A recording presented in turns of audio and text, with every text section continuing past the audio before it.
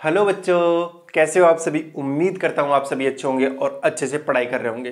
तो last class थी, उसके अंदर हमने क्या किया था, गॉस लॉ कर लिया था। अच्छे से हमने इलेक्ट्रिक फ्लक्स निकालना सीख लिया, सारा काम सीख लिया। आज अपन सीखेंगे कि गॉस लॉ के यूजेस क्या है, एप्लीकेशन क्या है।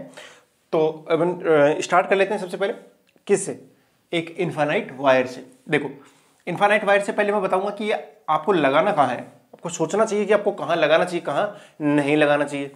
तो आपको क्या करना है, सबसे पहले एक गॉसियन सरफेस माननी है। हाँ, एक सरफेस माननी है जिसका नाम ही क्या होगा, गॉसियन सरफेस। गॉसियन सरफेस आपको एक क्या माननी है, गॉसियन सरफेस माननी है। और वो गॉसियन सरफेस ऐसी माननी है जिसके लिए angle between E and angle between electric field and area vector, angle between electric field and area vector या तो कितना हो जाए 0 डिग्री या कितना हो जाए 90 डिग्री। अगर ऐसा होगा तो आसानी रहेगी, मतलब सिमेट्रिक रहना चाहिए थोड़ा सा। अगर आप वही कुल मिला के अगर आप सिमेट्रिक मान लोगे ना तो उसमें ऐसी चीजें मिल जाएंगी। तो ऐसे रैंडम मत मानना, जब भी मानो तो एक सिमेट्रिकल ऑब्जेक्ट मान लेना। जैसे स्पेयर हो गया, सिलेंडर भी हो सकता है, किसी किसी केस में आपका क्यूब भी हो सकता है। वो डिपेंड करेगा कि आपका कैसा दिया हुआ है चार्ज डिस्ट्रीब्यूशन, उस हिसाब से। ठीक है ना, हो गया ना, ये चीज समझ आ गई ना। तो इलेक्ट्रिक जो अमन, इसका मेन यूज क्या है, इलेक्ट्रिक फील्ड निकालने में। तो इसका पहला यूज अपन देखने जा रहे हैं इलेक्ट्रिक फील्ड निकालने में। तो उसके लिए अपन क्या करेंगे, एक गॉसियन सरफेस मान लेंगे। गॉसियन सरफेस ऐसी मानेंगे तो सिमेट्रिक। और सिमेट्रिक होने का मतलब क्या है, इलेक्ट्रिक फील्ड और एरिया वेक्टर के बीच का एंगल या तो 0 डिग्री हो जाए या 90 डिग्री हो जाए। मेरी बात आपको समझ में आ रही होगी अच्छे से। चलो, तो पहला एप्लीकेशन अपन देखते हैं इनफाइनाइट वायर के लिए। ठीक है ना, हाँ बस। तो इनफाइनाइट वायर के लिए आपको थोड़ा सा दिमाग लगाना पड़ेगा कि मैं क्या मानूं एक्चुअल में। तो ये इनफाइनाइट वायर है और इसके ऊपर लीनियर चार्ज डेंसिटी कितनी है, लिम्डा।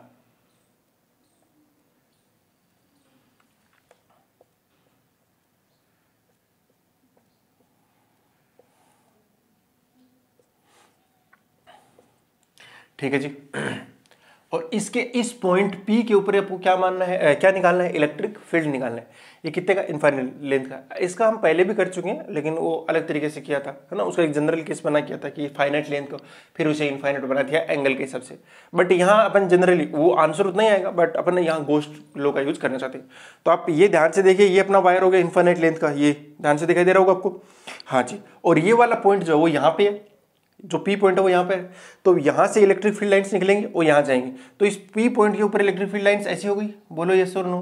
लेकिन हमें तो गॉसियन सरफेस माननी है, अब सरफेस भी मानेंगे। तो ऐसे पॉइंट जहां पर इलेक्ट्रिक फील्ड का इंटेंसिटी कितना हो जाए, E। फिलहाल मैग्नीट्यूड मान रहा हूं मैं, डायरेक्शन की बात नहीं कर रहा। देखो यहाँ पे E है, तो ये कितने डिस्टेंस पे है, ये R डिस्टेंस पे है ना बेटा। जी सर, R डिस्टेंस पे। अगर R डिस्टेंस पे इधर है तो R डिस्टेंस पे इधर भी होगा, उस पे भी E आएगा। और R डिस्टेंस पे इधर भी होगा, R डिस्टेंस पे इधर भी होगा, इधर भी होगा। तो एक सर्कल नहीं बन जाएगा R डिस्टेंस का। जी सर, बन जाएगा। तो इस सर्कल के किसी भी पॉइंट पे देख लेना आप, हर पॉइंट पे जो इलेक्ट्रिक फील्ड का इंटेंसिटी रहेगा कितना आएगा, E आएगा। लेकिन अभी भी सरफेस आया नहीं है, ये तो एक लाइन आई है, सरफेस अभी बनानी है। तो मुझे बताओ, ये अगर पॉइंट लूं मैं, तो क्या इससे वाले पॉइंट पे R डिस्टेंस पे, उस पे भी कितना रहेगा, E रहेगा। इससे R डिस्टेंस पे, यानी ये सब पे क्या रहेंगे, E। तो ये पूरी की पूरी जो लाइन आ रही है उन सब पे क्या रहेगा, इलेक्ट्रिक फील्ड सेम रहेगा। ओवरऑल ये जो लाइन आ रही है उसके ये इतनी सारी लाइन बन जाएगी, और इन सबको मैं जोड़ दूं तो क्या बनेगा, सिलेंडर नहीं बनेगा जी। तो मैं एक सिलेंडर मान लेता हूं कोई भी लेंथ का, कोई भी। तो देखना, वो सिलेंडर जो होगा उसकी एक्सिस पे ये वायर प्लेस्ड है, ठीक है ना। हाँ, ये वायर जो है उस सिलेंडर की एक्सिस पे प्लेस्ड। पता नहीं क्या हो रहा है, डायग्राम एकदम घटिया क्यों बनते हैं मुझसे। ठीक है, तो ये देखना, ओके ऐसा ही बनेगा भाई आज, पता नहीं क्या हो रहा है। ये सिलेंडर बन गया ना, हाँ मैं इसको हटा देता हूँ, इसका कोई काम नहीं है मेरे पास, तो ये समझाने के लिए था ये चीज, ठीक है। हाँ, तो ये एक सिलेंडर बन गया। हमें पॉइंट P पे निकालना है, लेकिन अगर आप ध्यान से देखोगे ना तो हर जगह ये जो सिलेंडर बना है, अब कैसे दिखाऊं मैं थोड़ा सा, हाँ बट अब थोड़ा सा विजुलाइज करने की कोशिश करो, अगर हो जाए तो अच्छा है। इससे हो जाएगा क्या? हाँ, ये आप थोड़ा सा कम होगा बट हो जाना चाहिए। जैसे ये जो है क्या बन गया, एक सिलेंडर बन गया ना। ये जो वायर है इसके एक्सिस पे प्लेस्ड है, तो यहाँ पे भी ई, यहाँ पे भी ई, यहाँ पे ई, और वो एक पॉइंट है इसके सरफेस पे, कहीं पे एक पॉइंट भी है, वो ई होगा और हर जगह ही ई होगा। मैग्नीट्यूड में डायरेक्शन अलग अलग हो सकती है हर जगह, बट अभी मैं डायरेक्शन की बात नहीं कर रहा, मैग्नीट्यूड की बात करना चाह रहा हूँ। तो ई निकालना है मुझे। जी सर, यूज किसका करेंगे? गॉस लॉ का। तो सबसे पहले अपन क्या निकाल लेते हैं? फ्लक्स। तो फाई इक्वल टू क्या होता है? Integration of E dot D S आएगा। ठीक है सर, एक चीज तो ये आएगी, अगर आप ध्यान से देखो तो ये जो सिलेंडर बना है ना, ये जो सिलेंडर बना है ना, ये वाला जी। अब इस सिलेंडर के कितने सरफेस हो गए? ये ऐसे एक्सिस पे जा रहा है, 3 सरफेस। एक तो ये वाली सरफेस होगी जो को अपन को मैं बोलता हूँ क्या, लेटरल सरफेस। एक तो ये वाली हो गई, एक ऊपर वाला सर्कल हो गया, एक नीचे वाला सर्कल हो गया। बट इलेक्ट्रिक फील्ड कैसा है? ऐसा है ना, ये वाला डायरेक्शन में। तो ये जो एरिया वेक्टर है ये बाहर की तरफ होगा, इलेक्ट्रिक फील्ड बाहर की तरफ, तो एंगल 0 डिग्री हो गया। यहाँ सर्कल के ऊपर इलेक्ट्रिक फील्ड ऐसा होगा और एरिया वेक्टर होगा ऐसा, एरिया वेक्टर ऐसे, इलेक्ट्रिक फील्ड ऐसे। कितना डिग्री एंगल आ गया? 90 डिग्री। तो 3 सरफेस मान सकता हूं मैं कि एक सरफेस नंबर 1 ये रही, सरफेस नंबर 2 लेटरल वाली ये रही, और तीसरी मतलब 1 और 3 तो सेम ही हो गई। तो जो फ्लक्स आएगा वो तीनों के कारण आएगा। किसके कारण? φ1 प्लस φ2 प्लस φ3। 1 और 3 का ऑटोमेटिकली कितना हो चुका है? 0, क्योंकि उनके बीच का एंगल कितना है? ई और डीएस के बीच का एंगल कितना है? 90 डिग्री। अगर अलग से लिखने की जरूरत नहीं है ना। हाँ, तो फाई इक्वल टू कितना आएगा? बस जो 2 से जाने वाला फ्लक्स होगा, तो 2 से जाने वाला फ्लक्स लिख देते हैं, और वो कितना हो जाएगा? ई इंटू में D S cos theta. Cos theta 0 degree, कोई थीटा 0 डिग्री है, तो कितना आ जाएगा? E D S. और इसका क्या कर देंगे? इंटीग्रेशन कर दो। तो फाई ई तो बाहर आ गया, साथ में इंटीग्रेशन किसका हो जाएगा? डीएस का। तो डीएस का इंटीग्रेशन क्या होगा? देखो ये छुटका सा एरिया होगा यहाँ का, है ना, ये वाला एरिया। अब पूरे का पूरे सिलेंडर का कर्व्ड सरफेस आपको देखना है ना, उसका एरिया चाहिए, और वो कितना हो जाएगा? कितना हो जाएगा? 2 पाई आर। अच्छा, 2 पाई आर। अब हमें लेंथ चाहिए इसकी, क्योंकि उसके बिना काम होगा नहीं, तो लेंथ मान लेते हैं। ठीक है ना, लेंथ गिवन नहीं थी, गिवन नहीं, इसका मतलब ये कहीं ना कहीं लास्ट में हट जाएगी, लेंथ गिवन नहीं। तो मैंने इसको मान लिया एल। तो अब बताओ कितना हो जाएगा? फाई इक्वल टू हो जाएगा ई इंटू में 2 पाई आर एल। ये फ्लक्स आ गया। गॉस ने बोला था अगर कोई मुझे दे दो तुम क्या, गॉसियन सरफेस, तो ये गॉसियन सरफेस हो गई, इसके अंदर रखे हुआ चार्ज का वैल्यू बता दो, मैं फ्लक्स बता दूंगा। तो फ्लक्स गॉस के हिसाब से कितना आएगा? तो ये इक्वेशन नंबर 1 है, और गॉस के हिसाब से फाई इक्वल टू कितना आता है? क्यू इनसाइड अपॉन में एप्सिलॉन नॉट। यही आता है ना? जी सर यही आता है। तो phi equal to q inside में रखा हुआ चार्ज कितना है? बोलो इनसाइड में। सर ये लेमडा चार्ज डेंसिटी है, और इसको लेंथ से मल्टीप्लाई कर दो, तो लेमडा इंटू एल आ गया। कितना आ गया? लेमडा इंटू एल आ गया ना, डिवाइड बाई कितना हो गया? Epsilon naught. ये इक्वेशन नंबर 2। अब दोनों इक्वेशन को इक्वेट कर दीजिए, आपका ई निकल जाएगा। तो कितना हो गया? ई इंटू में 2 pi R L equal to lambda L upon में एप्सिलॉन नॉट। और देखो एल से एल कट गया। मैंने बोला था ना कि एल हमने माना है, गिवन नहीं है, इसका मतलब कट ही जाएगा कहीं ना कहीं। तो ई इक्वल टू देखना जरा ध्यान से, क्या आ गया? लेमडा अपॉन में 2 पाई एप्सिलॉन नॉट इंटू में आर। अगर मैं 2 से मल्टीप्लाई कर दूं और डिवाइड कर दूं तो कोई फर्क पड़ेगा? नहीं पड़ेगा। बट नीचे वाली ये चीज देखो, ये क्या हो गया? 2 इंटू 2 4 हो गया, 4 पाई एप्सिलॉन नॉट, और 1 अपॉन 4 पाई एप्सिलॉन नॉट कितना हो जाएगा? के। तो कितना हो जाएगा? 2 के लेमडा, 2 ऊपर से आ गया, के ये बन गया, अपॉन में 2 के लेमडा अपॉन में आर। कितना आ गया? आर। और यही आया था उस टाइम पर भी, और आज भी यही है। तो हम मतलब समझना चाहते हैं कि गॉसियन सरफेस अपन को कैसी माननी चाहिए। ओके, हो गया ना ये चीज क्लियर? ठीक है, नोट कर लो इसको फटाफट। अब हमें अगला इलेक्ट्रिक फील्ड जो निकालना है वो निकालना है due to non conducting and charged sheet. Non conducting and charged sheet. देखो चार्ज सीट का हम पहले निकाल चुके हैं, अगर आपको याद हो तो।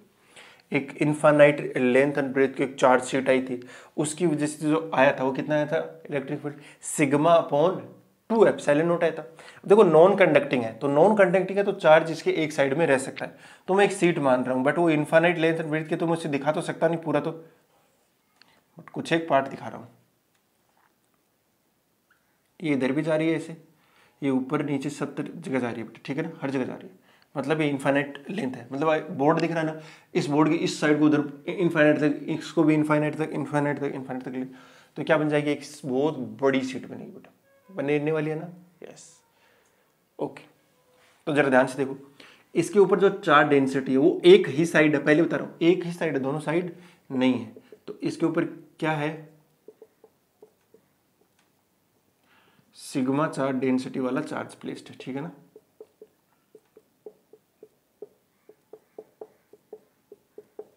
चलो, तो मुझे इस सीट से एक कोई ए डिस्टेंस ले लेता हूं, उस ए डिस्टेंस पे क्या निकालना है, इलेक्ट्रिक फील्ड की इंटेंसिटी निकालनी है, इलेक्ट्रिक फील्ड। तो ये डिस्टेंस है ए, मैं मान लेता हूं फिलहाल के लिए, कोई समस्या ना नहीं है। अगर कोई समस्या नहीं है बेटा, तो अगर आप ध्यान से देखोगे तो इसका इलेक्ट्रिक फील्ड इधर कितना रहेगा, ई रहेगा ना, ई रहेगा, ई हर जगह ई रहेगा, बहुत बढ़िया। अगर ई रहने वाला है तो यही सीट मान लेता हूँ फिलहाल के लिए, ये सीट हो गई है ना, और इसका इलेक्ट्रिक फील्ड ये इन्फिनिट किया, तो इसका इलेक्ट्रिक फील्ड यहाँ पे ऐसे ऐसे ऐसे ऐसे ये जा रहा होगा। अब आपको क्या मानना है, यहाँ से एक पॉइंट मानना है, मान लिया एक पॉइंट, और उस पॉइंट को अगर आपको सिमेट्रिक एक गॉसियन सरफेस माननी है, तो गॉसियन सरफेस ऐसे नहीं मान सकते, एक यहाँ पे ऐसे क्यूब टाइप का, यहाँ पे ऐसे क्यूबॉइड मान लो ऐसे ना, और उस क्यूबॉइड के इस फेस के ऊपर कौन आ जाए, क्यूबॉइड के, देखो ये है ना, और यहाँ पे एक क्यूबॉइड मानना है ऐसे, टिटिक टिटिक टिटिक टिटिक, और उस क्यूबॉइड के इस वाले जगह पे क्या आ जाए, क्यूबॉइड के फेस के मिडिल पॉइंट पे कहीं पे भी क्या आ जाए बेटा, ये वाला पॉइंट आ जाए पी, जहां पे मुझे क्या निकालना है, इलेक्ट्रिक फील्ड निकालनी है। ओके, इसका फायदा क्या हुआ, तो मैंने बोला था ना आपको ऐसा कुछ मानना है जहां पर इलेक्ट्रिक फील्ड एरिया वेक्टर के साथ या तो 0 डिग्री का एंगल बनाए या कितने का बनाए, 90 डिग्री का। तो देखो इलेक्ट्रिक फील्ड ऐसा निकल रहा है, अब इस जो यहाँ पे एक क्यूब बनेगा, ऐसा क्यूब बनेगा, उसकी एक फेस ऐसी होगी, तो उसका एरिया वेक्टर इधर होगा, इलेक्ट्रिक फील्ड इधर होगा, 90 डिग्री बन जाएगा। वैसे ही दूसरी फेस भी होगी, एक फेस इधर भी होगी ना, उस फेस का इलेक्ट्रिक फील्ड किधर होगा, ऊपर की ओर, लेकिन एरिया वेक्टर इधर की ओर, तो 90 डिग्री हो गया। एक ये वाली और ये वाली इनका भी सेम है, लेकिन एक ऊपर वाली फेस होगी, ऊपर वाली फेस ऐसे वाली होगी, उस फेस का बाहर की तरफ निकलेगा इलेक्ट्रिक फील्ड, जी निकलेगा ना, इलेक्ट्रिक फील्ड क्या होगा, बाहर की तरफ, और एरिया वेक्टर दोनों बाहर की तरफ। चलो ये तो ऊपर का काम हो गया, क्या नीचे भी होगा ना इसका, अगर तुम नीचे ध्यान से देखो तो नीचे भी एक ऐसा बनेगा, अरे इलेक्ट्रिक फील्ड तो इधर भी आएगा ना, हाँ, तो उन चारों का तो 0 जाएगा, लेकिन जो एक ये फलक फेस बनेगा है ना, इस फेस के मिड पॉइंट पे दोनों क्या आ जाएगा, सेम डायरेक्शन में आ जाएगा। तो सिर्फ 2 फेस अपने लिए काम की बचेंगे, बाकी कोई काम की नहीं बचने वाली है, ठीक है ना।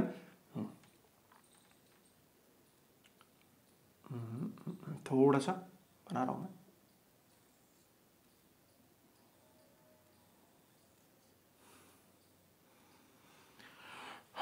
क्यूब जैसा दिखाना जरूरी है बेटा थोड़ा सा, और इसके सेंटर पे दिखाऊंगा मैं, जस्ट सेकेंड।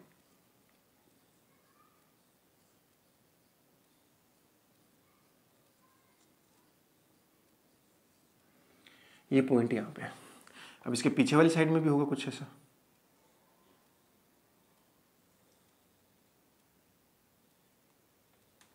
टेढ़ा मत बना कर यार,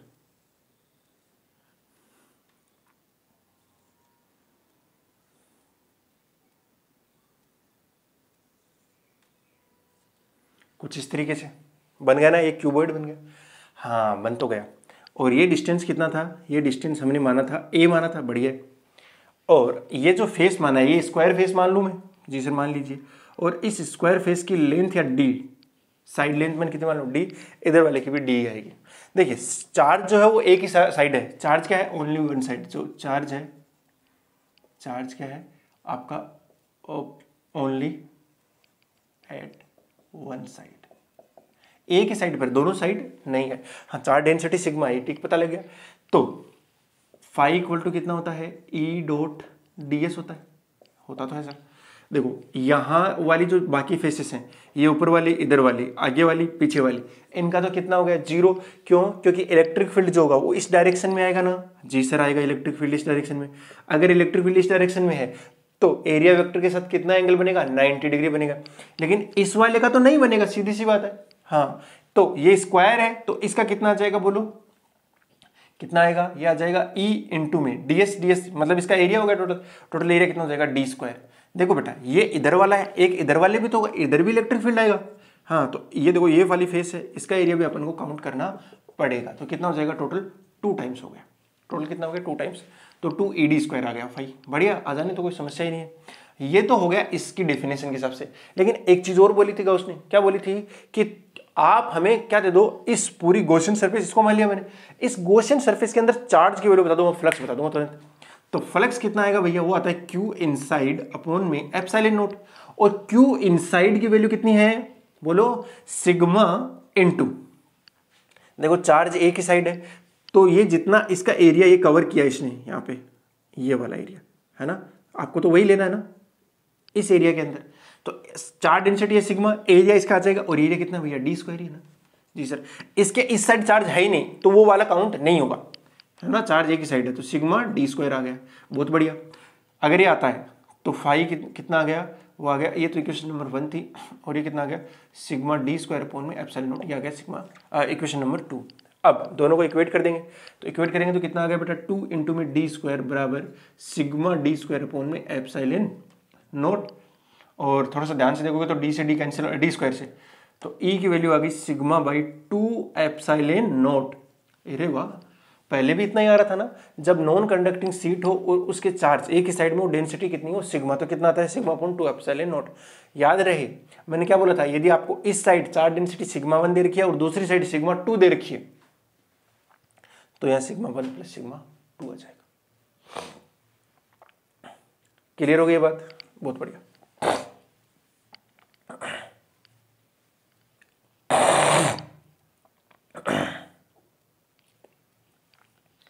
ओके हाँ, अब यदि मैं इस सीट को क्या ले लूं, चार्ज शीट ले लूं, कैसी सीट ले लूं, चार्ज सीट, तो नॉन कंडक्टिंग ये लिख लेना पहले, sigma is equal to sigma upon 2 epsilon naught. इस खास बात क्या है, ये यूनिफॉर्म है, कैसा है भैया, यूनिफॉर्म है, डिस्टेंस कितने भी डिस्टेंस ले लो फर्क ही नहीं पड़ रहा, तुम देख लो डी थोड़ा दूर और चले जाओ तब भी कितना आएगा, सिग्मा अपॉन 2 एप्सिलॉन नॉट, यानी ये डिस्टेंस के साथ वेरी नहीं करता है, कॉन्स्टेंट इलेक्ट्रिक फील्ड आ गया, यानी यूनिफॉर्म इलेक्ट्रिक फील्ड आ गया।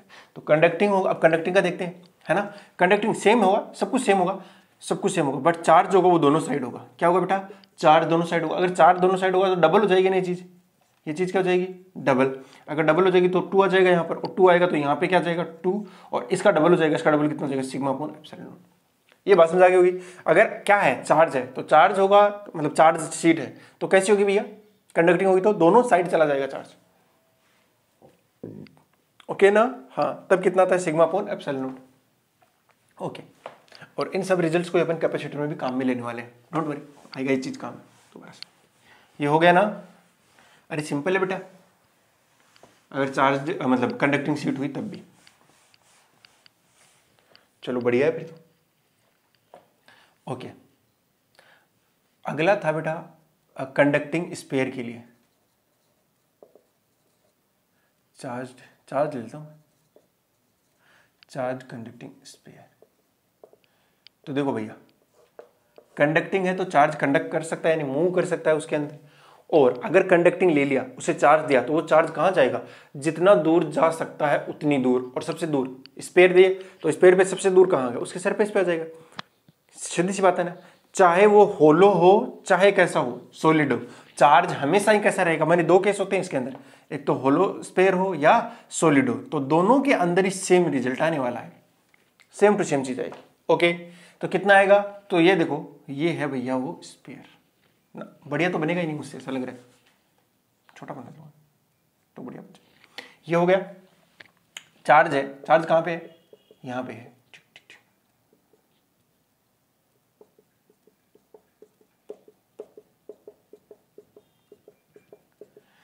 ओके जी, अगर ये वाला है तो इसका जो रेडियस है वो है कैपिटल आर, और आपको कई जगह निकालना पड़ सकता है। एक तो वो वाला पॉइंट, इलेक्ट्रिक फील्ड निकालना आपको वो वाला पॉइंट आर डिस्टेंस पे जो कि आर ग्रेटर देन आर है, दूसरा आर इक्वल टू आर है, तीसरा r is less than r, तीनों पॉइंट पे निकालना पड़ सकता है। तो पहला पॉइंट है आर पे, तो ये वाला डिस्टेंस होगी कितनी, आर। अब गॉसियन सरफेस मानने बगैर काम होगा नहीं, है ना, क्योंकि अगर आप देखोगे इस चार्ज का इलेक्ट्रिक फील्ड यहाँ पे कुछ हो रहेगा, इसका कुछ हो रहेगा, इसका कुछ हो रहेगा, हमें तो रिजल्टेंट निकालना है। लेकिन अगर तुम देखो ये वाला जो पॉइंट आर है, आर पे तो वो भी बहुत सारे पॉइंट होंगे ना, तो आर पर बहुत सारे पॉइंट होंगे, और 3D में सोच के देखो तो क्या बन जाएगा, एक स्पेयर ही बन जाएगा। आर रेडियस का क्या बन जाएगा, एक स्पेयर ही बन गया, और इसके हर पॉइंट पे इलेक्ट्रिक फील्ड कितना आएगा, जितना यहां आ रहा है उतना ही आएगा ना, इन सब का जो रिजल्टेंट इफेक्ट आएगा वो यहाँ पे ई आएगा, उनका भी यहाँ पे ई ई ई, पूरा का पूरा स्पेयर में कितना आएगा, ई आएगा। और अगर यहाँ छुटका सा मैं क्या ले लूँ बेटा, ds, तो दोनों की डायरेक्शन भी क्या हो जाएगी, सेम डायरेक्शन। सेम डायरेक्शन का मतलब क्या है, एंगल 0 डिग्री है। अगर एंगल 0 डिग्री हो गया तो फाई इक्वल टू कितना आएगा, ई डॉट ds, ठीक है ना। अब ई तो कांस्टेंट है इन टर्म्स ऑफ मैग्नीट्यूड, ठीक है ना, और इन दोनों के बीच का एंगल 0 डिग्री है तो कितना हो गया, कोस थीटा कितना आएगा, 1 हो गया। और हमें इंटीग्रेशन करता है ds का। चलो e इंटू में बताओ, ds ds ds ds जुड़ के कितना हो जाएगा, 4 पाई आर स्क्वायर। कितना हो गया, 4 पाई आर स्क्वायर। अब थोड़ा ध्यान से अगर देखेंगे तो हम गॉस लॉ लगा सकते हैं फ्लक्स निकालने के लिए। कितना आएगा, q inside upon epsilon not. बस वो क्या बोला, कोई भी गॉसियन सरफेस ले लो, मुझे तो अंदर का चार्ज बता दो। तो अंदर का चार्ज हम बता सकते हैं कितना है, q है। अच्छा गिवन नहीं था क्या, गिवन है, चार्ज कितना है, q गिवन है। अगर वो आपको सिग्मा देता है तो सिग्मा इंटू में 4 पाई आर स्क्वायर कर देंगे, फिर वो तो सिंपल हो गया, ठीक है। तो phi is equal to q inside, तो q ही हो गया डिवाइड बाई एप्सिलॉन नॉट। बढ़िया। अरे बोलो यार, हाँ दोनों को इक्वेट कर दो, इक्वेशन 1 और 2 को। ये इक्वेशन नंबर 1 हो गई आपकी और इक्वेशन नंबर 2 हो गई। अरे हो गई ना, सिंपल है। तो बताओ कि ये कितना है, e इंटू में 4 पाई आर स्क्वायर, छोटा आर है, e इंटू में 4 पाई स्मॉल आर स्क्वायर बराबर कितना हो गया, q अपॉन में एप्सिलॉन नॉट। ध्यान से देखिए, मुझे इसका भाग देना पड़ेगा, 4 पाई एप्सिलॉन नॉट आएगा और 1 अपॉन 4 पाई एप्सिलॉन नॉट क्या ही होता है मेरे ख्याल से। तो e इक्वल टू आया q अपॉन में 4 पाई एप्सिलॉन नॉट और साथ में आर स्क्वायर। इस चीज को ध्यान से देखो, ये कितना बन गया k, तो ये कितना आ गया, k q by r square. ये कुछ सुना सुना सा लगता है ना, ये आता है q पॉइंट चार्ज की वजह से उससे r डिस्टेंस के ऊपर क्या, इलेक्ट्रिक फील्ड। थोड़ा सा सोच के देखो ना, वही तो ऐसा मान सकते हैं ना कि इसके पूरे के पूरे चार्ज q को अपन सेंटर पर रखा हुआ मान सकते हैं। इस वाले जब अपन बाहर इलेक्ट्रिक फील्ड कैलकुलेट कर रहे हैं, तो जब स्पेयर के बाहर इलेक्ट्रिक फील्ड कैलकुलेट किया जा रहा है तो इस पूरे के पूरे चार्ज को सेंटर पर रखा हुआ मान सकते हैं एक पॉइंट चार्ज की तरह। बात समझ आ गई। बस अगला जो केस है वो तो करा ही नहीं रहा मैं, क्योंकि उसके अंदर कुछ नहीं बदलेगा, सिर्फ स्मॉल आर की जगह कितना जाएगा, कैपिटल आर आ जाएगा। कैपिटल आर आते ही क्या कर देना आप, यहाँ पे कितना जाएगा, के q by capital r square, और ये आएगा k q by small r square. तीसरा केस बहुत सिंपल है। तीसरे केस में जब करने जाओगे तो इतना काम तो हो गया, लेकिन तीसरा केस होगा क्या, अंदर कोई आएगा। अगर अंदर वाला आ गया, बताओ ई डॉट डी एस, ये तो आ जाएगा 4 पाई आर स्क्वायर, कोई समस्या नहीं है। लेकिन ये जब लिखने जाओगे तो उसके अंदर चार्ज कितना है, इस वाले के अंदर चार्ज कितना है, बोलो 0 है। चार्ज कितना है, 0 है, तो फाई कितना हो गया, 0। अगर इसको 0 के बराबर कर दोगे तो ई की वैल्यू भी कितनी आ जाएगी, 0। यानी अंदर जो इलेक्ट्रिक फील्ड हम सोच रहे थे वो कितना आ गया, 0 आ गया। अच्छा, तो कंडक्टिंग स्पेयर के अंदर इलेक्ट्रिक फील्ड 0 होगा, ये बात समझ गए ना। और इंपॉर्टेंट बात है, तो कंडक्टिंग स्पेयर है तो उसके अंदर चार्ज की वैल्यू मतलब इलेक्ट्रिक फील्ड कितना आएगा, वो आ गया 0, यानी अंदर कोई इलेक्ट्रिक फील्ड नहीं है। अरे ये चीज समझ आ गई ना, हाँ आई। तो सबसे पहले बाहर अगर है तो अपन क्या मान लेंगे, पूरे के पूरे चार्ज को पॉइंट चार्ज की तरह सेंटर पर रखा हुआ माना जा सकता है। अब एक ग्राफ बनाना है, ये नोट कर लीजिए, ग्राफ भी बना देता हूं मैं, ठीक है।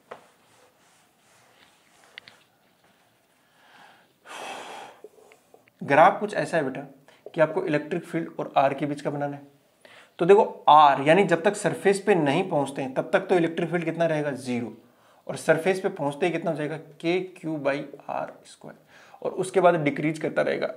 ये अतिपरवलयाकार जैसा कुछ बनेगा, मतलब हाइपरबोलिक जैसा, क्योंकि रिलेशन कैसा है, 1 अपॉन आर स्क्वायर जैसा है, ठीक है ना, डिक्रीजिंग। ओके बेटा, मेरे ख्याल से आप बात समझे होंगे मेरी, कोई समस्या नहीं है। आगे बढ़े फिर।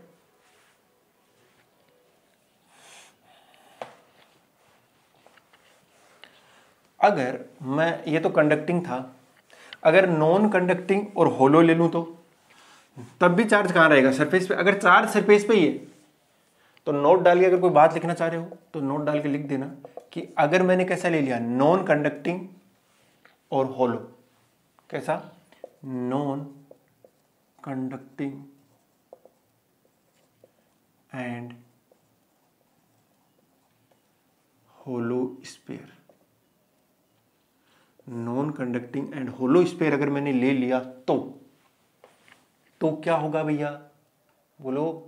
तो अंदर तो होलो है तो अंदर चार्ज रहेगा नहीं, अगर अंदर चार्ज नहीं रहेगा तो अंदर इलेक्ट्रिक फील्ड 0 आएगा, यानी पूरा। और चार्ज अगर सिमेट्रिक होना चाहिए, चार्ज क्या होना चाहिए, सिमेट्रिक होना चाहिए, मतलब जो चार्ज डिस्ट्रीब्यूशन है वो कैसा आना चाहिए, सिग्मा जो है वो कैसा आना चाहिए, सिमेट्रिक आना चाहिए। अगर वो सिमेट्रिक नहीं है ना तो फिर जो हम सोच रहे हैं वैसा नहीं होगा। बट मान के चल रहा हूँ सिग्मा कैसा है, सिमेट्रिक है, ठीक है ना, सिग्मा सिमेट्रिक होगा। अगर सिग्मा सिमेट्रिक है तो इलेक्ट्रिक फील्ड वही आएगा जो पिछले केस में आया था, वो आप एज ए नोट लिख सकते हो। ओके, आगे कहानी शुरू करें फिर। अगला नॉन कंडक्टिंग स्फीयर के लिए। ओके, और अगर मैं पोटेंशियल पूछूं तो पोटेंशियल वही आएगा, सेम टू सेम। इस पे पॉइंट चार्ज क्या लेता है, तो बाहर के लिए कितना आ जाएगा, पहला मैं पॉइंट लिख दूं, जब r ग्रेटर देन r है तो पोटेंशियल कितना आ जाएगा, वो आ जाएगा के Q divide by small r, K Q divide by small r. ठीक है, दूसरा पॉइंट, जब r is equal to capital R हो गया तो इस वाले केस के लिए भी बात है, तीनों के लिए v इक्वल टू के क्यू बाई आर। ठीक है, तीसरे केस में कितना आ जाएगा, जब अंदर चले गए तो r छोटा हो गया किससे, कैपिटल R से, तब कितना आ जाएगा, v इज इक्वल टू के क्यू बाई आर। क्यों भैया, क्योंकि भैया अंदर इलेक्ट्रिक फील्ड है ही नहीं, यहां अंदर इलेक्ट्रिक फील्ड क्या था, 0। तो एक बार आप इन्फिनिटी से +1 कूलम चार्ज को लेके आओ, यहां तक लाने में जो किया गया वर्क डन है, उसके बाद में अंदर घुस गए, तो अंदर घुसने पे क्या बन गया, अंदर तो इलेक्ट्रिक फील्ड है ही नहीं। अगर इलेक्ट्रिक फील्ड नहीं है तो आप कैसे भी करके मूव करो, कोई समस्या नहीं है। अंदर इलेक्ट्रिक फील्ड नहीं है तो कोई वर्क डन करना नहीं है, तो लेकिन पहले तो हो चुका ना, पहले उतना तो हो गया ना, क्योंकि पोटेंशियल को कैसे डिफाइन करते हैं, इनफाइनाइट से 1 कूलम चार्ज को स्लोली इलेक्ट्रिक फील्ड में किसी पॉइंट तक लाने में एक्सटर्नल फोर्स का वर्क डन। बट यहां जब तक उसके सरफेस पे लेके आता तब तक तो वर्क डन हो चुका, वो इतना हो चुका, हो गया ना। हाँ, अब सॉरी, अब अगला जो है कि इसका ग्राफ बनाइए, ग्राफ बना देते हैं फिर। ग्राफ तो सिंपल सी चीज होगी, ये तो पक्का रेक्टेंगुलर हाइपरबोला बनेगा ये वाला तो। ओके, तो ये है बेटा v और ये है r। सबसे पहले मार्क कर लो r। देखो r तक क्या है, कांस्टेंट, वैल्यू 0 नहीं है भैया, और वो कितना है, के क्यू बाई आर। और उसके बाद डिक्रीज करा दो आयताकार, मतलब रेक्टेंगुलर हाइपरबोला से। ओके, ऐसा ही ग्राफ बनेगा। ये है पोटेंशियल और r का ग्राफ। ओके, ठीक है, आगे बढ़े।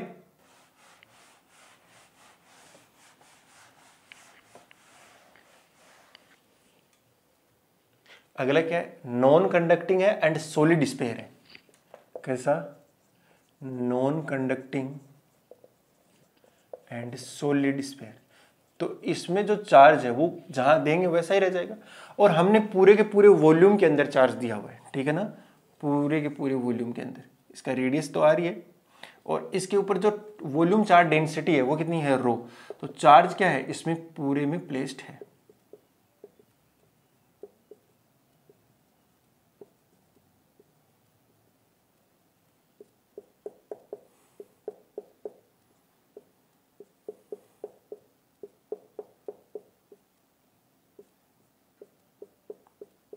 ठीक, इस तरीके का हो गया। अब आपसे पूछ सकता है कि बताओ बाहर इलेक्ट्रिक फील्ड कितना है, सरफेस पे कितना है और अंदर कितना है। ये तीनों जगह पूछा सकता है। मेरे ख्याल से ये जो चीज़ तो हर बच्चा करता ही है, 12th वाला। हाँ, तो सबसे पहले बाहर निकाल लेते हैं। तो बाहर निकालने के लिए क्या करना पड़ेगा, एक ऐसी सरफेस माननी पड़ेगी जो कि क्या होगी, गॉसियन सरफेस होगी, है ना। मैं पूरा नहीं बना रहा हूँ, ये पूरी एक गॉसियन सरफेस बनेगी। तो इतना दूर क्यों बना रहा हूँ, मैं पास बना लेता हूँ ताकि पूरी बना दूँ।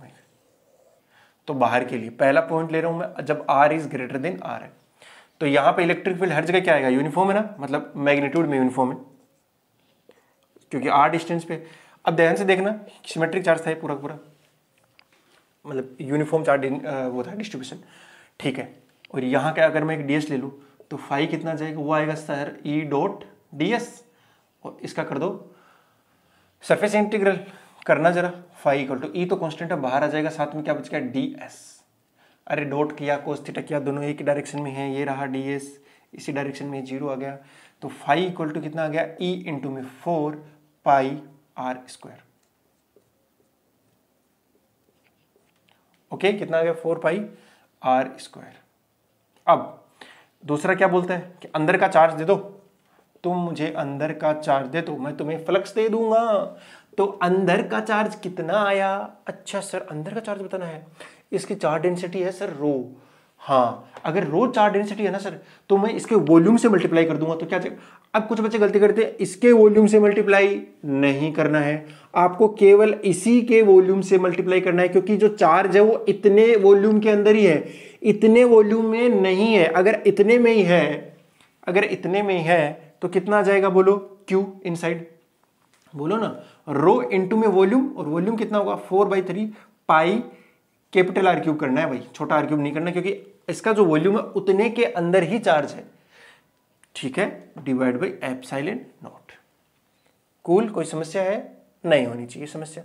दोनों को इक्वेट कर दो, इक्वेशन नंबर 1 और इक्वेशन 2 को। तो जब मैं इक्वेट करने गया तो मुझे देखना क्या मिला, 4πr² equal to row into में, देखो इसको एक बार के लिए अगर आप Q लिख दोगे ना, Q, इसको पूरे को, इसके चार्ज को Q, क्योंकि रो इनटू में वॉल्यूम कर दिया, Q आ गया ना, जो इसका चार्ज है पूरे का पूरा टोटल चार्ज Q, तो Q अपॉन एप्सिलॉन नॉट है। अगर वो चीज करने जाओगे तो Q अपॉन में 4πr² KQ/r² ही आएगा। कितना आएगा? KQ/r² ही आएगा, क्योंकि यानी ऐसा कह सकता हूं ना कि अगर बाहर किसी पॉइंट पर मुझे इलेक्ट्रिक फील्ड निकालना है तो अगेन इसको एक कहां पे, सेंटर पे रखा हुआ पॉइंट चार्ज मान सकता हूं। देख रहे हो कमाल, देख रहे हो मतलब कैसा हो रहा है, इसको भी हमने सेंटर पे रखा हुआ पॉइंट चार्ज मान लिया। बट फिलहाल रो के टर्म्स में लेके आना आंसर मुझे, तो ये हो गया 4πr³ divide by 3 epsilon naught, ये होगा ना, 3 नीचे चला गया 4 ऊपर, तो ध्यान से देखना 4π से तो 4π गया, ये छोटा आ रहा है बड़ा आ रहा है, कोई कनेक्शन है नहीं, तो E इक्वल टू कितना जाएगा, रो R³ अपॉन में 3 एप्सिलॉन नॉट R²। ओके जी, ये आ गया ना, बहुत बढ़िया। हाँ यही आता आंसर, रो R³ अपॉन में 3 एप्सिलॉन नॉट R²। अब अगर किसी दिन इच्छा हुई सरफेस पे निकालने की, तो इस स्मॉल r की जगह क्या लिख दो, स्मॉल r की जगह क्या लिख दो भैया, कैपिटल R। तो जैसे ही इसकी जगह रखो तो कैपिटल R² आ जाएगा, R³ से मतलब R² से एक तो वो R² कट जाएगा, एक R बचेगा, तो इलेक्ट्रिक फील्ड कितना आ जाएगा, रो कैपिटल R अपॉन में 3 एप्सिलॉन नॉट, ये आ गया सरफेस के ऊपर। इनसाइड वाला और केस बचता है, वो भी निकाल लेते हैं। ये दोनों हो गए ना, और यहां तक का पोटेंशियल जो पहले लिखते आए थे वैसे ही लिखा जाएगा। अंदर आपको फिर से इंटीग्रेशन करना, मतलब इंटीग्रेशन करना पड़ेगा अगर आपको पोटेंशियल निकालना है तो, नहीं निकालना तो कोई बात नहीं, बट अपन निकालेंगे हर चीज को। ओके, समझ गए मेरी बात को। अब अंदर घुसते हैं इसके, तो अंदर घुसेंगे तो अगला केस ले लूं मैं, तीसरा, ठीक है जी, तीसरा जिसके अंदर R क्या है, अंदर आ गया अपन, मतलब इसके अंदर। तो अब जो गॉसियन सरफेस मानेंगे वो कहां मानेंगे, अंदर ही माननी पड़ेगी भैया। मानेंगे इस बार भी स्पेयर ही, अंदर मान लेंगे, लेकिन छोटा स्पेयर मान लेंगे, बट होगा कहां पर, अंदर ही होगा। तो यहां मान लूं मैं, बोलो, मेरे पास दूसरा मार्कर है, इसे दिखाता हूं, ये दिख रहा है ना, थोड़ा चित्र अच्छा नहीं बना है, बट आप मान लीजिए कि दोनों का सेंटर क्या एक ही जगह पे है। अब मुझे सिर्फ इतने चार्ज से मतलब रह गया कुल मिलाकर। तो अगर तुम देखोगे तो इसके यहाँ पर इलेक्ट्रिक फील्ड ऐसा रहेगा ना, यहाँ पे ऐसा, यहाँ पे ऐसा, हर जगह मतलब मैग्नीट्यूड में तो सेम ही रहेगा, बिकॉज जो डिस्टेंस है वो डिस्टेंस कितनी है, स्मॉल r। कितने डिस्टेंस है भैया, स्मॉल r डिस्टेंस है। हाँ जी, अगर अब मुझे क्या लिखना हो, फ्लक्स वगैरह लिखने हो तो लिख सकता हूं क्या, हाँ, एक होता है फाई इक्वल टू E.ds, तो यहां पे कोई ना कोई मान लूंगा मैं, ये हो गया E और ये हो गया ds, और दोनों सेम डायरेक्शन में है, तो अगेन ये चीज तो उतनी आ जाएगी 4π स्मॉल r², इक्वेशन नंबर 1। अब दूसरा जो था, गॉस ने क्या बोला था कि मुझे अंदर का चार्ज दे दो, मैं तुम्हें फ्लक्स दे दूंगा। अंदर का चार्ज तो इस बार तो मुझे इतना ही चाहिए ना, पूरा नहीं चाहिए, मुझे सिर्फ इतना ही चाहिए। अगर मुझे इतना चाहिए ना भैया, तो मैं क्या करूंगा, इस चार्ज डेंसिटी गिवन है ना, हाँ गिवन तो है, उसको इतने से वॉल्यूम से मल्टीप्लाई कर दो, सीधी सी बात है, इतने से वॉल्यूम के अंदर चार्ज होना चाहिए हर एक में, बिल्कुल, और चार्ज डेंसिटी यूनिफॉर्म है तो सही है। कितना जाएगा, 4/3 pi small r³ divided by epsilon. इस बार स्मॉल r ही आएगा क्योंकि हमने इतने का ही वॉल्यूम लिया है। इक्वेशन नंबर 2, दोनों को क्या कर दो, इक्वेट कर दो, तो E इंटू में 4π r² is equal to rho 4π r³ divided by 3 epsilon naught. थोड़ा सा अगर ध्यान से देखो तो 4π से 4π गया, ये R² इस क्यूब से गया, इधर R बच गया एक, और E इक्वल टू आ गया रो R अपॉन 3 एप्सिलॉन नॉट। क्या बात है सर, रो R अपॉन में 3 एप्सिलॉन। ये R के साथ लीनियर आया है। अभी अभी हमने देखा था अंदर वाला 1 अपॉन R स्क्वायर आया था, लेकिन ये कैसा आ गया, लीनियर आ गया, यानी आपका बढ़ेगा जैसे जैसे R की वैल्यू इंक्रीज होगी वैसे वैसे इलेक्ट्रिक फील्ड भी क्या होगा, इंक्रीज। और अगर R इक्वल टू 0 रख देंगे तो इलेक्ट्रिक फील्ड कितना मिल जाएगा आपको, ZeRO 0 मिल जाएगा। अरे मिलेगा कि नहीं मिलेगा, मिलेगा सर। अब ग्राफ बना ले, फटाफट बना लेना। हाँ ठीक है, तो तीनों को अगर ध्यान में रखो, तो तीनों को अगर ध्यान से देखो, तो पहले वाला केस जिसके अंदर R is greater than R था, उसके अंदर इलेक्ट्रिक फील्ड कितना आया था, वो आया था बड़ा सा आया था फॉर्मूला, लेकिन जो प्रोपोर्शनल था, प्रोपोर्शनल कांस्टेंट था क्या, 1 अपॉन R स्क्वायर था। दूसरे में तो क्या था, वो 1 अपॉन R ही आ गया exactly, rho R upon 3 epsilon naught. दूसरे वाले में तो कितना आ गया था, rho small r upon rho capital R। और तीसरे वाले में क्या आया, स्मॉल r आ गया था, रो स्मॉल r अपॉन में 3 एप्सिलॉन नॉट। ये बात समझ आ रही होगी मेरी, सिंपल है, कोई समस्या नहीं है। हाँ, तो ये जो इलेक्ट्रिक फील्ड है वो कितना आता है वैसे मैं बता दूं, ये आता था आपका कितना आता, रो स्मॉल r क्यूब अपॉन में 3 epsilon not small r square. तो बस यही था, ई प्रोपोर्शनल आ गया 1 अपॉन R स्क्वायर के, इसमें तो बस कांस्टेंट से मतलब तो सरफेस वाली चीज़ है, और ये बाहर अंदर कितना आ गया, लीनियर आएगा। तो अगर मैं ग्राफ बनाना चाहूँ बेटा, तो एक पॉइंट तो मानना पड़ेगा मुझे, जो small r equal to R वाला है, ये R एक्सिस है और ये E एक्सिस है। तो यहाँ तक तो ये लीनियर रूप से बढ़ा चटक, और यहाँ पे जाके इसकी वैल्यू कितनी हो गई, रो स्मॉल r नहीं कैपिटल R अपॉन में 3 एप्सिलॉन नॉट, और फिर यहाँ से हाइपरबोलिक रूप से कटेगा। ओके जी, ये वाला बना है कुछ। ओके जी, अभी हमें पोटेंशियल भी निकालना है ना, चलो वो भी निकाल लेते हैं फिर। अगर आप ध्यान से देखो बेटा, तो हम कहाँ से कहाँ जा रहे हैं, हमें आना होता है इन्फिनिटी से सरफेस, फिर सरफेस से R तक जाना है, यही हुआ ना मतलब। तो जी अब मैं पोटेंशियल के लिए निकाल देता हूँ। फिर पोटेंशियल का याद है ना बेटा, कुछ हमने कुछ किया था। तो मैं मान लेता हूं बेटा इस वाली सरफेस को B मान लेता हूं और इस वाली सरफेस को A मान लेता हूं। अरे मान सकता हूं ना, हाँ। तो मुझे निकालना है VA minus VB equal to, मैं B से A पे जा रहा हूं, B से A पे जा रहा हूं, कितना आएगा बेटा, माइनस इंटीग्रेशन आ जाएगा, और कहां से कहां तक, B से A तक, और आ जाएगा electric field E dot dr। यही करेंगे, बिल्कुल कोई समस्या ही नहीं है इसमें तो। जी सर, अगर यही करेंगे तो क्या तुम मुझे बता सकते हो VA, वो तो निकालना है, माइनस VB मुझे पता है, VB कितना आता है, KQ/R आता है, KQ/R ना, Q की वैल्यू पता है ना, KQ/R कैलकुलेट करते हैं, K की वैल्यू है 1/4 पाई एप्सिलॉन नॉट, नीचे है R, ऊपर Q की वैल्यू कितनी है, रो इंटू में 4/3 पाई R क्यूब। थोड़ा ध्यान से देखो, 4 पाई से 4 पाई गया और ये गया, तो इधर बच गया कौन, R स्क्वायर, कितना आया, और 4 रो R, 4 तो कहाँ बचा, 4 पाई से 4 पाई गया, कितना बचा, रो R square divide by epsilon not, यानी सरफेस के ऊपर इतना आ गया है ना। तो इसकी वैल्यू में ये ना लिखिए, क्या लिखना चाहूंगा, रो R स्क्वायर अपॉन में एप्सिलॉन नॉट। ठीक है, इज इक्वल टू, माइनस को अगर आप प्लस बना सकते हो, इजीली बना सकते हो, लिमिट को चेंज कर दो, तो लिमिट को चेंज कर दोगे तो लिमिट चेंज हो जाएगी A से B, और ये हो गया E डॉट dr।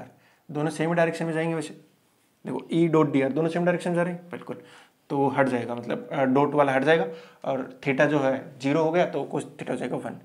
तो VA minus rho R square upon में एप्सिलॉन नॉट, इतना आ रहा था ना भाई जी, इज इक्वल टू, E की वैल्यू कितनी है, E की वैल्यू अभी भी निकाली है मैंने, अंदर इलेक्ट्रिक फील्ड कितना होता है, रो R अपॉन में 3 एप्सिलॉन नॉट इंटू में dr कर दो, और ये स्मॉल r से लेकर कैपिटल R तक आपको जाना है, जिसे कोई समस्या ही नहीं है। तो VA minus rho R square upon में epsilon naught is equal to, ये कितना आ जाएगा, रो बाहर, रो अपॉन 3 एप्सिलॉन नॉट बाहर, और इसका कितना हो गया, R स्क्वायर बाई 2 आ जाएगा, और ये आएगा 0 से कैपिटल R तक, ये है ना।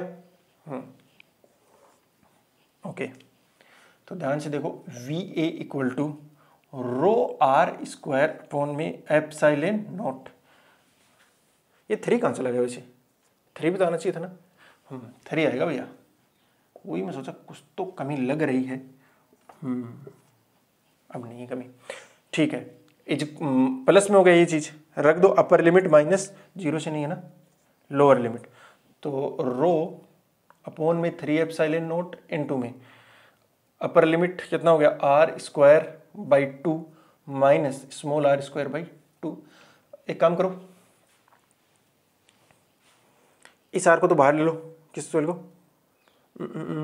2 को बाहर ले लो, 2 को बाहर ले लो, तो वी ए इक्वल टू कुछ और भी आ रहा है क्या, देखते हैं एक बार, थोड़ा सा ओपन करते हैं इसको तभी समझ में आएगा। 3 एप्सिलॉन नॉट प्लस में रो आर स्क्वायर अपॉन में 6 epsilon naught minus rho small r square upon में 6 एप्सिलॉन नॉट, ठीक है जी। तो वी ए इक्वल टू ये कितना हो गया, अगर आप थोड़ा सा ध्यान से देखो तो ये कितना हो गया बेटा, ये रो आर स्क्वायर बाई 2 हो जाएगा, 1/3 प्लस 1/6 कितना होता है, 1/2 ही होता है ऑब्वियसली, 6 प्लस 3 9, 9/18 ऑब्वियसली। तो ये कितना हो गया बेटा, 1/2 हो गया, तो ये हो गया रो आर स्क्वायर अपॉन में 2 epsilon naught minus rho r square upon में 6 एप्सिलॉन नॉट, ठीक है जी। तो कैलकुलेशन है, कुछ नहीं है। अब अगर आप ध्यान से देखो तो रो कॉमन आ जाएगा, और तो कुछ कॉमन नहीं आ रहा, डिवाइड बाई ज्यादा से ज्यादा आप 2 कॉमन ले सकते हो, उधर 3 बच जाएगा बस। तो इधर कितना आ गया r square minus r square divide by 3, okay. और अगर इस 3 को भी आप मिटाना चाहो इसके साथ तो मिटा दीजिए, तो रो एप्सिलॉन नॉट कहाँ रहेगा रे, हाँ ये रहा, रो इंटू में 3 r square minus small r square divide by 6 epsilon naught, okay. अगर आप r की वैल्यू 0 पुट कर दोगे तो सेंटर पे आ जाएगा, सेंटर पे रखना जरा, सेंटर पे कितना जाएगा बेटा, तो r इक्वल टू 0, तो मैं सेंटर का बता दूं, सेंटर VC मतलब centre, r equal to 0 put कर देना तो कितना जाएगा रो, और ये कट जाएगा 3 रो आर स्क्वायर अपॉन में 2 एप्सिलॉन नॉट। ये देखो सरफेस पे कितना आ रहा है, ये कहाँ का है, ये है सरफेस का, और वो कहाँ का है, सेंटर का। तो सरफेस पे आ रहा है रो आर स्क्वायर अपॉन 3 एप्सिलॉन, वो आ रहा है रो आर स्क्वायर बाई 2 एप्सिलॉन। अगर इसको मैं 3/2 टाइम्स कर दूं, इसको 3/2 से मल्टीप्लाई करूं तो वही आ रहा है, यानी जो आपका सेंटर पर इलेक्ट्रिक पोटेंशियल होता है वो सरफेस से 3/2 टाइम्स होता है, यानी 1.5 टाइम्स ज्यादा होता है। बात समझ आएगी ना। और रिलेशन क्या है इसका, ये वाला रिलेशन आया है, ओके। मेरे ख्याल से आप मेरी बात समझ गए होंगे, है ना। पोटेंशियल निकालने वाला ग्राफ भी बना दो आपके लिए, अरे कहो तो बना देता हूँ यार, ठीक है भैया, चलो ग्राफ बनाता हूँ फटाफट। देखना जरा ध्यान से, ये V है और ये स्मॉल r। पहली बात ये है जो आपका सरफेस है, लेकिन इससे ज़्यादा मिलेगा। और ये कैसा है, ये पैराबोला बन रहा है बेटा। कैसा बन रहा है, V और R का रिलेशन कैसा है, पैराबोला है। और माइनस आ रहा है, माइनस आ रहा है मतलब किधर खुलेगा, नीचे की तरफ खुलने वाला पैराबोला बनेगा, नीचे की तरफ खुलने वाला बनेगा, ठीक है। तो कुल मिला के ऐसा बनेगा बेटा, ऐसा। और इस पॉइंट पे कितना हो जाएगा, रो आर स्क्वायर अपॉन में 2 एप्सिलॉन नॉट, और इसके बाद में जो होगा एक हाइपरबोला रूप से, मतलब ऐसे जाएगा, ठीक है ना। तो ये बन रहा है पैराबोला और ये बन रहा है हाइपरबोला, ओके। थोड़ा उसको नीचे कर देना चाहिए, बट एग्जैक्टली यही आपका आंसर है, ठीक है ना। मैंने पूरा समझा दिया, पूरा डेराइव करके दिखा दिया। और पोटेंशियल निकालना कैसे, यही तो होता है बेटा potential, minus E dot D R करते हैं डेल वी, ठीक है ना। कहाँ से कहाँ जा रहे हैं, बी से ए जा रहे हैं, बी से ए जा रहे हैं, यही बोला था मैंने, वी ए, तो बी से ए जा रहे हैं, तो V A minus V B मतलब बी से ए पहुंचना है, बस। पोटेंशियल क्लास देख लेना एक बार फिर से अच्छे से, तो ये चीज़ समझ में आ जाएगी, ठीक है बेटा, ओके। नोट कर लो फटाफट इसको, फिर आगे बढ़ते हैं।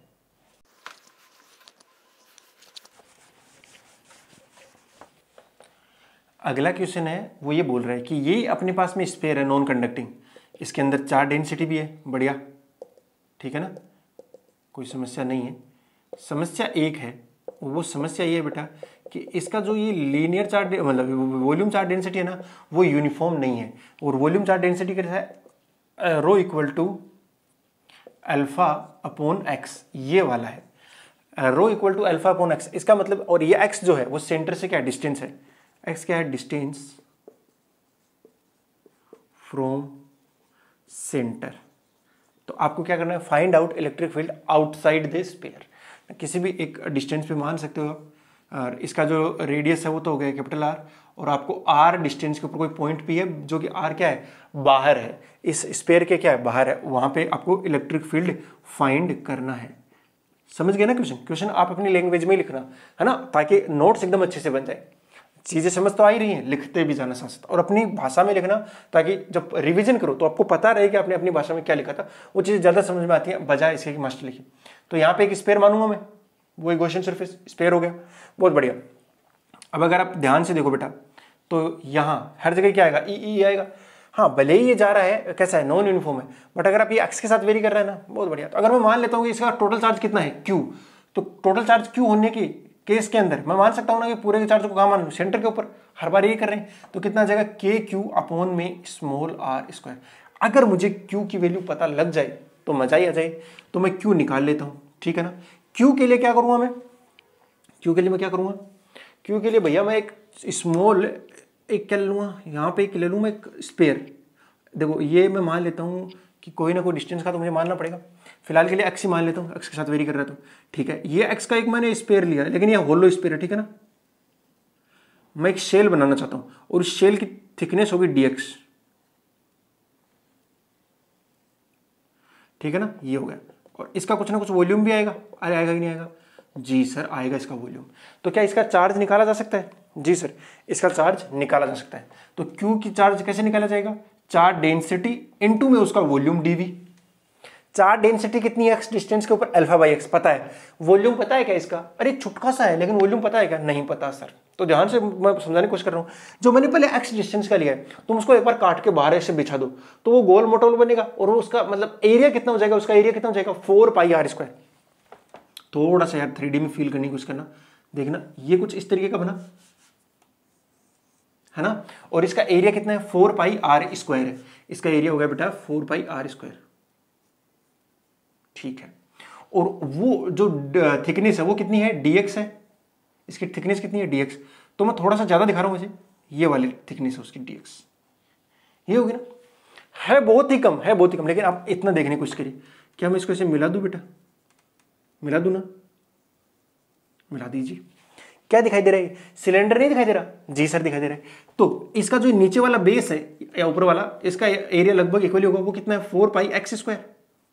अरे बोलो यार इतना होगा, जी सर। और इसकी हाइट कितनी होगी, dx, very very very very very very very small. इसका एरिया जो आएगा वेरी वेरी स्मॉल आएगा, बट आएगा तो सही, कितना आ जाएगा, अरे सिलेंडर बन गया तो ये एरिया हो गया, मतलब एरिया हो गया, इनटू में हाइट कर दो, क्योंकि हाइट तो कांस्टेंट है ना, मतलब हाइट कांस्टेंट है और एरिया भी कांस्टेंट है, तो कितना हो जाएगा, तो हो जाएगा एरिया 4 पाई एक्स स्क्वायर इंटू में डीएक्स। अरे बोलो यार आया कि नहीं आया, जी सर आ गया। तो ये इतना इसका वॉल्यूम आ गया, इस वॉल्यूम को यहां पुट कर दो, रो की वैल्यू पुट कर दो। तो देखना जरा ध्यान से, Q इक्वल टू रो कितना है बेटा, रो है अल्फा बाई एक्स इंटू में डीवी कितना है, डीवी है 4 पाई एक्स स्क्वायर डीएक्स, यही है ना। ध्यान से देखो, इससे एक कैंसिल आउट हो गया, और क्या आ गया, Q equal to 4 pi alpha, साथ में क्या बच गया, x dx बच गया। इसका क्या कर देना है, मुझे इंटीग्रेशन कर देना है। x की वैल्यू कहां से कहां तक है, 0 से लेकर कैपिटल R तक है ना, ओके। तो ये टोटल क्यू आ जाएगा, ये डी क्यू था, वैसे क्या था, डी क्यू था बेटा, डी क्यू था ये। तो क्यू आ गया is equal to 4 pi alpha, और ये कितना बन जाएगा, एक्स स्क्वायर बाई 2। तो कुल मिला के मैं लिमिट पुट करता हूँ, आर स्क्वायर बाई 2, 2 से 2 कैंसिल आउट हो जाएगा, कितना बचेगा, 2 पाई अल्फा आर स्क्वायर, और वो यहां पुट कर दो। जैसे आप यहां पुट करोगे तो कितना आएगा, k 2 pi alpha r square divided by small r square. ध्यान रहे के की वैल्यू 1/4 पाई एप्सिलॉन नॉट होती है, रख दीजिए 1/4 पाई एप्सिलॉन नॉट इंटू में 2 pi alpha r square upon में स्मॉल आर स्क्वायर। देखो जरा ध्यान से, पाई से पाई गया, एक ये गया, 2 बचेगा यहाँ पर, बाकी रह गया। तो कितना आ गया अल्फा आर स्क्वायर अपॉन में 2 epsilon naught small r square. Okay, है ना, बिल्कुल। चलो नोट कर लो। ठीक है बच्चों, ये अच्छे से समझ में आया होगा और आपने अच्छे से समझ भी लिया होगा। अगर नहीं समझ आया थोड़ा एक बार फिर से देखने का ट्राई करा, समझ में आ जाएगा बेटा। हाँ, टाइम लग सकता है थोड़ा, स्टार्टिंग में टाइम देना भी चाहिए। तो आप इनको अच्छे से पढ़िए और अच्छे से पढ़ाई करिए, है ना, ताकि आपका सिलेक्शन हो और आप मतलब एटलीस्ट नॉलेज तो मिले। ठीक है बेटा, चलो, wishing you all the very best. मिलते हैं नेक्स्ट क्लास में, तब तक के लिए बाय, जय हिंद।